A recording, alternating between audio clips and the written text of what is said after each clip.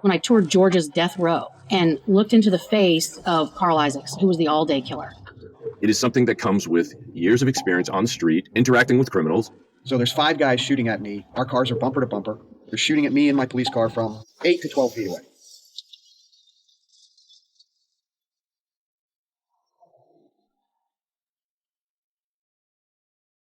Hello and welcome to Best Case, Worst Case. This is your host, Jim Clemente, former New York City prosecutor, retired FBI profiler, and writer-producer on CBS's Criminal Minds. And with me today in the studio is... Hi, everybody. It's Francie Hakes, former state and federal prosecutor. Jim, we're back on the same side of the continent. Yeah, isn't it wonderful? It is. And today we have a very special guest whose name is strikingly familiar. Hi, I'm Tim Clemente. I'm Jim's brother. I'm a retired FBI agent and a former St. Louis Metropolitan Police officer. So, Tim, it's great to have you on Best Case, Worst Case. And as you know, we cover cases and bring our listeners behind police lines. So today, we'd like to know, where in your career did this particular case occur? At the very beginning, my first day on the job as a police officer. First day on the street, had graduated the academy, got to the precinct I was being assigned to, the 3rd District, known as the Bloody Third in South St. Louis. And I was assigned to a training officer, and he took me out on my first ride around the department area where I would be working. Wow. The Bloody Third, that was actually what it was called? All right, we need to hear what that means. Yeah, for sure. One of the most violent police precincts in the world, certainly in the civilized world. And I graduated number 1 in the police academy in most categories, top academic, top firearms, and best overall officer. And because I finished in the top two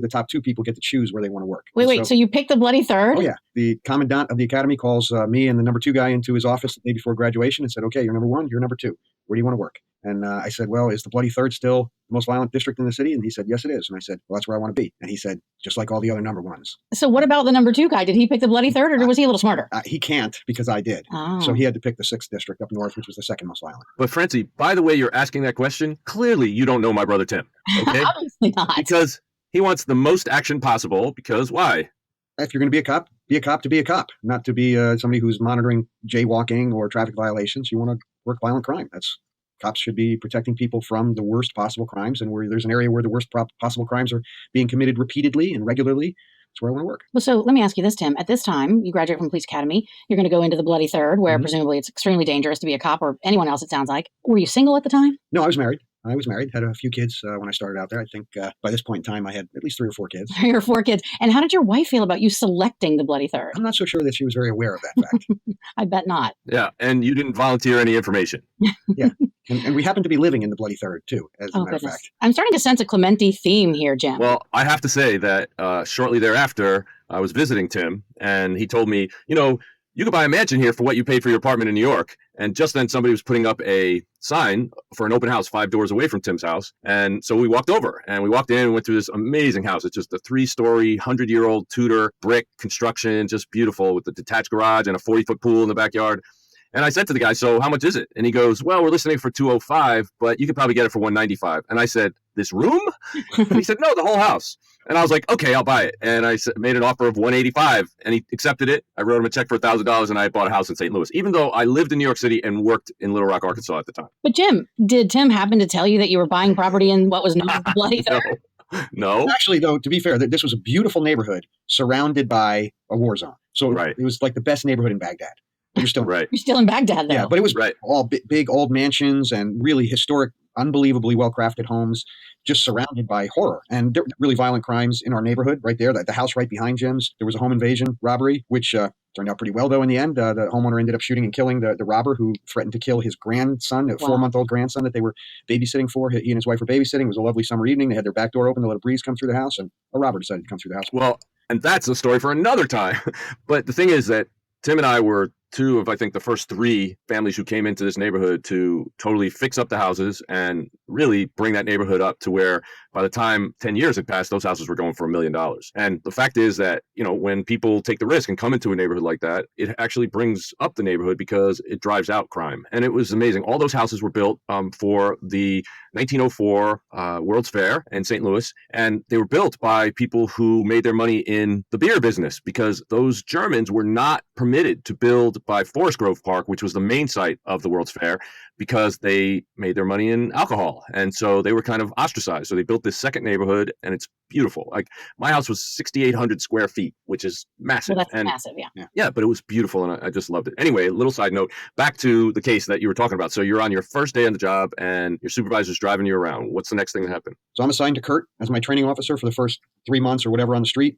And we left the station, drove down to where our beat would be within the Bloody Third. And we happened to have the most violent beat within the Bloody Third. So I really hit the jackpot. So I was assigned to car on that day, 1338, which was the first shift is the 1. So that means it's the first shift of the day, the 3, 3rd district, Bloody Third. So that's the 1-3, and then 38 was the precinct. So the 38th precinct and the 3rd district on the first shift of the day.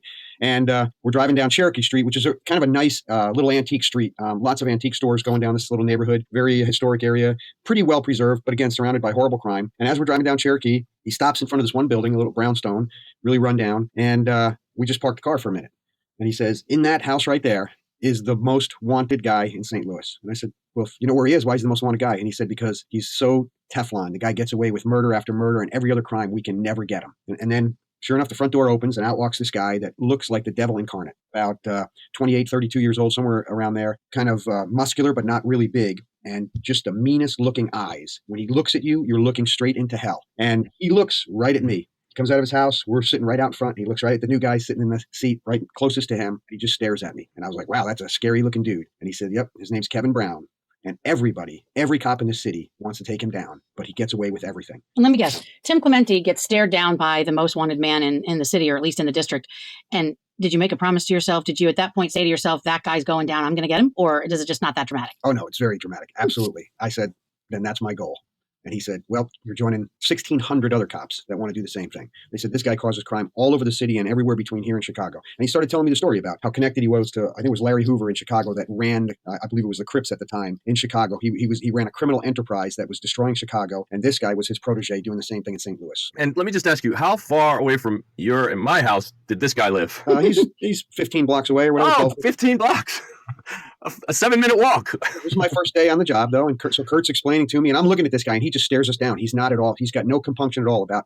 He's basically MFing the police by just giving us the evil eye. And I'm not kidding. He's a scary-looking guy. He had dreadlocks. He wasn't a handsome man, muscular, big, and just mean looking. Stone cold. So that was the first day. That was my first introduction to him, first day on the job. And Kevin Brown came into my life at other times during my time as a police officer. Well, I think the stare down is so interesting. You know, you say that you thought looking into his eyes was like looking into hell. That's only happened to me once, really. And it was when I toured Georgia's death row and looked into the face of Carl Isaacs, who was the all-day killer. He was a horrific human being who committed horrible crimes in South Georgia back in the 70s. He was tried like 3 different times and sentenced to death each time until it finally took. But unlike all the others on death row, I really got frightened looking into his eyes. Everyone else seemed somewhat normal, and they were all terrible. They'd all done terrible crimes, and they all deserved to be there. But Isaacs had that evil eye look that you just can't mistake. Nope. Some people have it, and everybody sees it. Well, everybody sees it, and I've never been one to ascribe to the sort of you can see someone's soul through their eyes, but I think there are some people you can. Absolutely.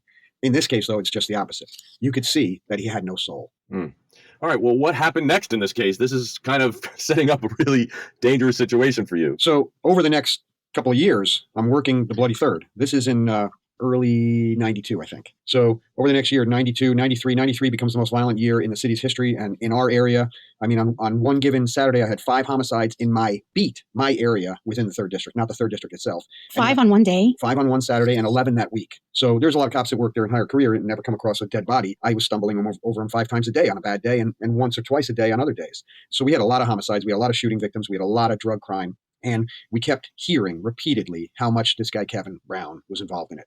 And you were hearing it all the time, robberies, murders, everything else. And so, he was just a daily part of our life. And he was insulated because he ran this gang and he had the lower members of the gang doing most of the violent crime for him, which he would oversee. It's like the old Italian mob where they insulate themselves by having guys below them who are actually the ones committing the crime. And he had made one mistake a couple of years prior where he did a burglary. While engaged in this burglary, a St. Louis University law school student who's living in the apartment comes home to the apartment, stumbles upon this guy burglarizing his place, and ends up shooting the guy. So he kills this young law student that's in St. Louis law school. Terrible. But somehow the courts, being ridiculously lenient towards hardcore criminals, let him out on parole after, I don't know, I think he only served about a year and a half. What? They didn't even get him on felony murder. Oh, Jim, that's appalling. Yeah, and so he's on a manslaughter charge, gets out after about a year and a half, and it just upped his street cred. Because did the murder? got out, back on the street. Now he moves up in the gang, and so he's leading the gang. So he's got this fact that he's now on supervised release, so he has to keep himself clean. So how he does that is by delegating most of the violent stuff to the guys below him. But he's still a man without a soul, so he wants to be involved whenever he can. So one evening, I'm driving, and I'm no longer with Kurt. This is a year later. Kurt, my training officer, is in a separate car, and I'm in car 2338. And what that means, second shift. So Kurt and I both worked on what was known as the overlay shift. So it was 10 a.m. to 6 p.m., and then 6 p.m. to 2 a.m., and there was not a third shift for us. The normal 7 to 3, 3 to 11, 11 to 7 shifts go on, and then our overlay was to cover the most violent or the busiest times of the day. And then if at 2 a.m. it was still busy, we would continue working all night. So we got overtime virtually every time we were on our second shift. And are you by yourself? I'm by myself. Again, something that we talked about with another guest we had on recently, Jim, you remember, where I just don't understand from a resource standpoint why we're putting cops in cars alone. It just seems so, I understand it's resources, but it's so dangerous and unnecessary, and our police officers deserve better. I think it's much safer to have two. I would agree, and it's actually more fun when you have two. You get to do more. Engaging in foot pursuits are more possible. There's a lot of things that you can't do when you're alone, and a lot of things that are harder to do when you're alone. But you know, the manpower, you got to fill those cars because you got to cover all those beats. And so we get a call on the radio. Kurt's in, I think, car 2339. I'm in car 2338. So our precincts, our beats are right next to each other. We're patrolling in the area. And my sergeant, Sergeant Ralph Harper, great sergeant, feared by everyone, but funny, just a hysterical guy. He used to always stop people that were lingering. There's different terms for people that are lingering, but you'd have a group of guys, gangbangers hanging out in a corner that you know are up to no good. Sergeant Harper would drive up and he'd jump out and scream at every one of them and say, "If I see you out here again, I'm going to arrest you all." And they were like, "For what?" He would say, "Mopery with intent to gawk." Mopery with intent to gawk. That's fantastic. I think that's Penal Code 2703-21CB. Code, exactly. So Sergeant Harper gets on the radio and says, "Okay, I'm at the 7-Eleven, just got robbed. 2 black males, both armed with handguns. Robbed the 7-Eleven, took out off westbound in the alley behind the 7-Eleven.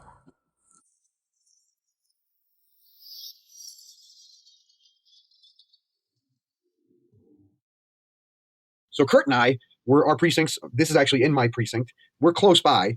So we roll up and we pull into an alley at the same time. And it's not the alley right behind the 7-Eleven. We're a couple blocks away trying to work our way towards the 7-Eleven, hoping these 2 armed robbers are still on foot running in that direction. So I pull into the alley first. Kurt comes from the other direction. We both turn our headlights off in our police cars. We're driving down this dark alley. He's 50 feet behind my car and his car. Come down an alley to a T in the alley. And then I turn right. And I come another, I don't know, maybe 100 feet to get to a road. Now the alley is teeing off to a road. And as I crawl up to this road, and again, I'm looking for 2 young black males on foot with guns that just robbed the 7-Eleven, but a car approaches and comes head on towards me, and its headlights are off. My headlights are off, their headlights are off. And I notice right away that the neon flashing signal of crime is flashing in the front driver's seat of this car. Wait, what's the neon flashing signal of crime? I'm not familiar with it. It's the "I am guilty, I am guilty, I am guilty." Look at how big my eyes are because I'm looking at a police officer neon sign. Fantastic. Instantly noticeable. Just under street light. There's no headlights illuminating this guy because mine are off. And the guy driving the car, his eyes get as big as dinner plates. And I know he's doing that because he's doing something wrong and he just stumbled upon a police officer. He literally pulled into an alley with his headlights off at night and is bumper to bumper with my car. And I'm looking right at him and he's giving me the But Jim, is that what we call in the business reasonable and articulable suspicion? I think it might be. Well, there are a few things there that he's doing that you shouldn't be doing, like driving at night in a vehicle with your lights off and turning into an alley there. I think this is so great for our listeners to hear because so often experienced police officers can have trouble articulating what we need them to articulate, that reasonable and articulable suspicion to stop someone, to do a stop and frisk. And this is where courts don't understand, judges don't understand, even prosecutors don't understand because we've never been in that position. We've never watched crime happen literally in front of us. We don't have that many dealings with criminals as the crime is being committed and right after. And so it's where police officers develop those cues that they understand means someone is doing something wrong. Right. It is nothing more than an informed instinct now. It's not just some, innate thing.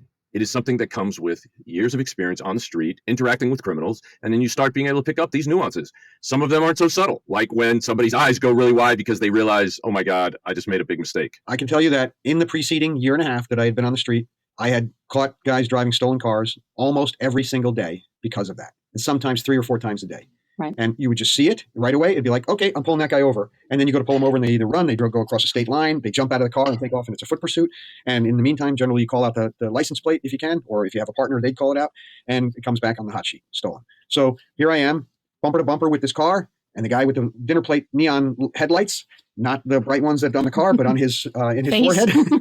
And so I grab the radio and I'm about to call out the license plate, but I can't see it because he's bumper to bumper with me. Now he puts the car in reverse and very gingerly backs out of the alley to allow me to come out of the alley where I was trying. Nothing to see here. Yeah. Nothing to see here, officer. I'm sorry, officer. And at this point, I realized there's 4 other black males in this car. It's a Toyota Camry station wagon. It looks brand new. It looks like something a suburban mom would be driving to the grocery store. And these young men, I can't see all of them. I can see the driver, and I can just see there are other heads all around him. The car is full. And they all have this kind of look. So I look at the license plate. I just call out the license plate. I just yell out the numerics on the license plate on the radio. Dispatcher, check that for the hot sheet. And then I start accelerating towards them because I'm either going to T-bone these guys in the car or I'm going to pull right alongside. So I'm going to trap at least the driver in the car. And as I do that, he takes off backwards like a bat out of hell. Now he's going backwards down the street, headlights off, trying to escape a police officer that's pulling up on him. So I throw the Christmas lights on. I'm trying to pull him over now. He's not taking it. So he's going backwards at 40, 50 miles an hour down the street in a Toyota Camry station wagon, through stop signs, through 2 or 3 intersections. And now the dispatcher comes back, says 2338, it's on the hot sheet. So now I know that's a stolen car. So I know that what I first saw in him has been proven to be true. I am driving a stolen car. I'm driving a stolen car. I'm driving a stolen car as he's flashing like Morse code to me with his eyes. And he's going backwards down the street. So now Kurt in the car behind me hears it's on the hot sheet. He doesn't know why I'm chasing after a car with its headlights off, going backwards down the street while I'm driving with my headlights off with my Christmas lights on. And after about 2.5 blocks, racing backwards, he comes to another intersection and he screeches on the brakes and I'm racing towards him. So now he's suddenly stopping. I'm trying to stop in front of him and then he throws the car in drive and comes at me head on. So now we're in a head-on collision in the middle of an intersection. He just goes straight at me. And immediately when he hits me, doors open. And I had been on the radio just then saying, I think they're getting ready to bail. I think they're getting ready to bail. Kurt, I'll go left. You go right. I'm just starting to say that because I can see something's changing in what he's doing. And he was trying to decide which way to go when they finally decided to hit him head on. So these guys who are probably engaged in criminal conduct, as we're going to find out, I'm sure, ram a police car in order to bail out and run. Yeah. And for anyone who's watched television with the helicopters overhead as the suspect bails out of the car and runs, it almost never ends well for the suspect. Well, in this case, it could have ended badly for a lot of people, but I'll tell you the rest of the story. All right. I can't wait to hear it. So they ram my police car. Instantly, all the doors in the car open. 2 front doors, 2 second seat doors, and 5 guys jump out. Guns blazing. So there's 5 guys shooting at me. Our cars are bumper to bumper. They're shooting at me and my police car from 8 to 12 feet away. So just to be clear, they fired. I mean, they come out of the car firing. I'm on the radio because I'm describing the fact that I think they're about to bail and trying to alert Kurt behind me in the car 100 feet behind me. And as I am saying that, shots are being fired at me. I have the recording of what I said to the dispatcher. Shots are being fired at me. So what kind of weapons did they have? They had a variety. They had a couple of 9mm Lugers. They had a .45. And then here's the best part. In the back of this Toyota Camry station wagon, which any suburban mom might be driving to the grocery store any day of the week, and toting her 3 or 4 kids around, there's a rear hatch area in the station wagon. And that guy that was sitting in the back there, because there were 5 people in the car, 2 in the front, 2 in the back seat, 1 in the very back. That guy's in the very back, facing backwards. He's got a sawed-off shotgun. And his purpose is, if we get pulled over by the cops, shoot through the back window, kill the cop, and we'll drive away. Oh, Tim. So I encounter them head on in this alley. Because if I had come up behind them in that alley or on that street, I'd have just been shot through the tinted rear window where I never would have seen the guy, never would have known that he had a sawed-off shotgun back there. And with the scattered pattern of the shotgun sawed off, you can't miss. But thankfully, he's facing that way. So he's trying to climb over the back seat to get out of the car because his goal was never to open the hatchback. He never figured out how to do that from the inside. He was going to shoot through the hatchback window. So he's having to climb out and get out. So he's not able to shoot at me with the sawed-off shotgun. So the other guys, and he has a handgun too, I think. So they're all just winging and praying, just holding the gun up, tilted sideways, gangbanger style shooting. But Tim, you're being shot at. I think that this is just something that most of us cannot understand because we've never, thank God, been shot at. What is going through your mind as you're being shot at? What's going through my mind is how slow it's all happening, despite the fact this is happening in a quarter of a second, half a second, and unravels, goes from a pursuit to now it's a gunfight, and I haven't engaged in the gunfight yet, and perhaps I need to. And so what's really amazing is that I never heard a gun go off, and there's 5 of them shooting at me, and I never saw bullets hit anything, didn't see any or notice any signs of impact. So just so our listeners know, that's called auditory shutdown. Yeah, so the auditory shutdown takes place, and my other senses improve. So my hearing, I don't need the hearing anymore. Hearing's not going to save my life. My sight is going to save my life. So I'm seeing the flashes of all the guns. And it's in slow motion because I can see, I'm watching where each of the guys are moving. I'm tracking 5 guys simultaneously as I am opening the driver's door of my car and rolling out of the car, drawing my gun all at the same time. And again, this is taking place in less than a second. Shots are fired, continuing to be fired. Guys are starting to scatter. I roll out of my car. I go to use my door for cover, and then my door decides I don't need it for cover anymore. And at the moment, I don't realize how. I'm trying to figure out how am I moving forward when I'm rolling sideways, but somehow I couldn't figure that out at that moment. So I take cover. There's like a mailbox there. I take cover, pop back up. I'm now concerned Kurt's behind me. Those shots are going towards him. Is he going to get shot? I jump up and I'm going to kill the guy that's the closest to me, gun in his hand, and I bring my gun up. And again, I can draw from the holster and fire and hit multiple targets in 3/4 of a second. So in probably a quarter to a half a second, I have my gun out. I have my gun on target. I'm about to shoot the guy right in the forehead. He's holding the gun up. And as I go to pull the trigger, and a trigger pull is far less than a quarter of a second, but in the time taking place now where everything slows down, I'm in a extremely stressful situation. Time slows down by hundreds of times. And what I mean by that is that quarter of a second of me pulling the trigger becomes literally 10 seconds of my life. And I'm looking at him. I'm seeing the hammer on my gun come back, and it's about to fall forward. And that coming back is a 1/16 of an inch of trigger pull on my gun to an 1/8 of an inch. It's not much of an action physically. It's coming back. I see it. I see him clearly, and I see the hammer of my gun. I see the sights of my gun, and I see the gunfire everywhere else, all at the same time. My vision is so enhanced because my other senses are being deprived of awareness by my brain, and my brain is saying, use your eyes more than anything else. And luckily I do, because he drops the gun. So he realizes he's about to die. He lets go of the gun, and both his hands come up on either side of his face. But Tim, it's too late. I thought it was too late, but somehow I release the trigger. The hammer again comes back to its original position. The gun doesn't fire. I can see in his eyes, the panic. I'm about to die. And then another shot to my left goes off, and I look, and there's a guy running, and he's running behind a row of hedges about 75 yards away now. He's gotten that far in the second and a half, 2 seconds, 3 seconds. He was the first guy out of the car. He was the backseat passenger on the passenger side. And he's bolting, and he's firing over his shoulder back at me. So I immediately turn in his direction with my gun, and I fire very quickly 2 rounds at his head, which is all I can see because he's running behind a hedge with a gun over his head shooting at me. And I fire 2 rounds expecting for him to just drop like every target I ever shot in the academy. And he didn't drop. And I was like, what? And I immediately thought to myself, how could I possibly miss? Well, I don't know. It's an emergency situation. You're being shot at. Your adrenaline is pumping. And then a guy on the right side, way over here, is still shooting at me. And I look at him, but I can't get at him. He's just round in a corner behind a building. So I shoot 2 more times at this guy who's now 85 yards away and still running. And he's still shooting at me over his shoulder. And again, he doesn't drop. And I was like, what? And I go to pull the trigger again, and I notice a bar directly beyond him has now emptied. Everybody in the bar heard the car accident, the gunshot. So now 50 people are out on the street. I can no longer shoot because they would be in danger of my rounds. They're a couple hundred yards downrange. But again, my vision is so acute at this point that I'm picking up so much more information than I ordinarily would have. I mean, to be looking at a guy that's shooting at me and be able to see how many people are coming out of a bar down the road, I can't explain how it happens, but it happens. Well, and you're making decisions so quickly. I mean, you're noticing that your shots are not hitting as expected. You see the other guy from the other side shooting at you, and you're noticing the bar patrons. I mean, it just seems, Jim, is your brother a freak of nature or what? Yeah, of course. He's a Clemente. What do you expect? This is what happens. I can just tell you that people that have experienced these kind of situations, and it's how elite soldiers are chosen, like Delta Force operators, SEAL Team 6 guys, because they can stay calm and focused in these situations in combat where there's total chaos every minute of every day, and they can take in all this information and process it properly. I don't know. I can just tell you that this is what happened. And it's not the only shootout I was in. It's not the only time I was shot at where I had the same kind of visual clarity. And they always say, Francie, that it's those who are trained for the firefight that actually calm down during the firefight. And they're the ones that typically survive because they're not frantic and excited and just being impulsive. They actually are thinking and they're acting accordingly. And that's one of the things that keeps, for example, special forces guys from getting killed while they're in the middle of violent firefights. Well, and if it was me, I can just tell you, I imagine that I would be on the ground in a ball trying to make myself as tiny as possible and praying for someone to rescue me and that it would be over soon. But you don't know that until it actually happens. Wow. It might be just the opposite. You might be poking these guys' eyes out with a stick and taking their guns and shooting the other ones. Using my nails. So tell me at this point, Tim, first of all, I just want our listeners to know I'm like sweating. I'm sitting here in studio with Tim sweating because I don't know what happens next. But also I wish you all were here watching Tim talk because Tim is a talker with his hands. And he is showing me as he's going down the alley and as the car and the T-bone and he's using his hands. I wish you guys could see it because it really makes me understand the story better.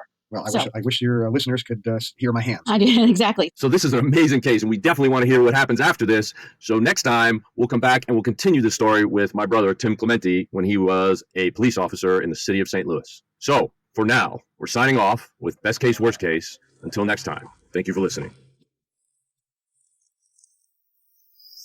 Best Case, Worst Case is an XG production. Produced by Jim Clemente at Empire Studios, LA. Engineered and edited by Mike Thal. Music composed and performed by Simba Zumba and hosted by Wonder. You can listen to Best Case, Worst Case on your favorite listening app. We are on Spotify, Stitcher, Apple Podcasts, and wherever you listen to podcasts. Knowledge is power, and when we know the facts about sexual abuse, we can better protect kids. Darkness to Light has already trained more than 1.4 million adults to keep children safe from sexual abuse. I'm one of those 1.4 million, Jim. Using their Stewards of Children prevention training, they give you and gave me the facts, tools, and tips I needed to help keep the kids I love safe. And you can do the same with their Stewards of Children prevention training. Get trained today to prevent, recognize, and react responsibly to child abuse in your community. Learn more about Darkness to Light and child sexual abuse prevention at www.d2l.org. That's D, the numeral 2, L.org.